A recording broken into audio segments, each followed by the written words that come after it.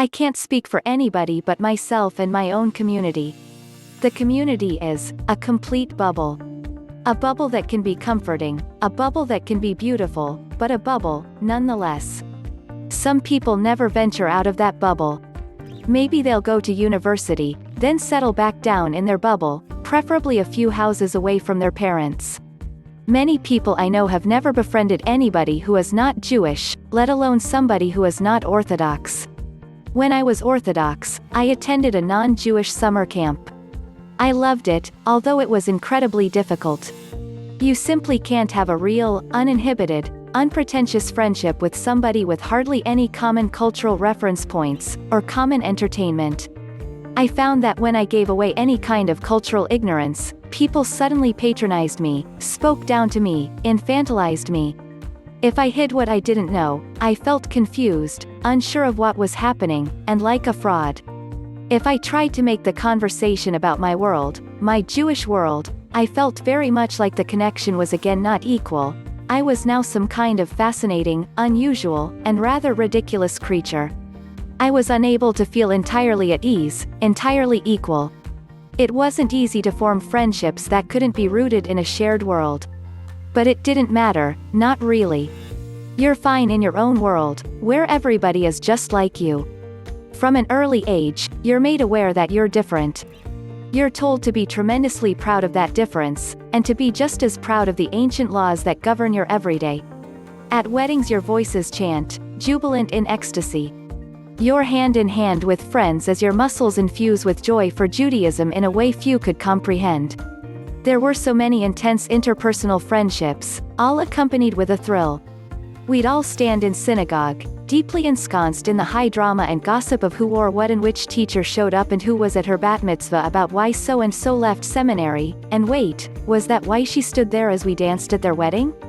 Everybody is interwoven with one another, in the worst, and best ways possible.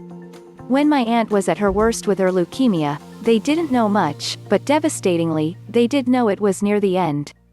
Almost as soon as she passed away, the endless calls began. Calls from family, calls from members of the community. They instantly received masses of visits, even though they'd told people they didn't have to come.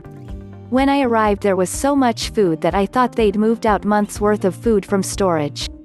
It was only later that I realized that this was all the food that had been brought to them within the first day. For weeks, there were hundreds of people flowing in and out of the house, desperate to pay their condolences.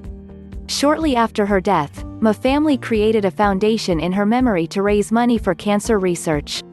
In just a few short hours, they'd raised over triple what they'd expected to raise a week. The donors were relatives, friends and simply fellow Orthodox Jews, many who'd never so much as met my aunt. It was beautiful, and it was only the beginning.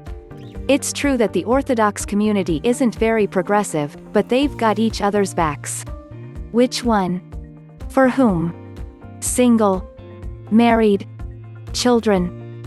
Generally, men go to work, like anywhere else, after approximately 1 hour of prayer and/or study, preferably with a quorum of 10, only eat kosher foods home or outside, take a 1/2 break for afternoon services, again, preferably with a quorum of 10, and go home for dinner with family.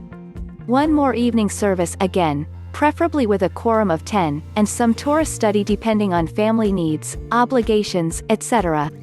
So, very communal and more daily spiritually focused than most communities. From Friday night until after dark on Saturday, all observe the Sabbath. No creative acts, copying our creators having finished the world we live in. Wives are typically more focused on family and raising righteous children, although outside work is fine. A Torah true woman was just named by President-elect Biden to head up the cybersecurity division of his National Security Council. She lives in Baltimore. A closeness, based on shared history and community. Could be considered standoffish by outsiders, but done more as self-protection than anything else. Super Bowl halftime shows with twerking, most rap music lyrics, and anything else not respectful to all others, and the boss upstairs certainly not favored.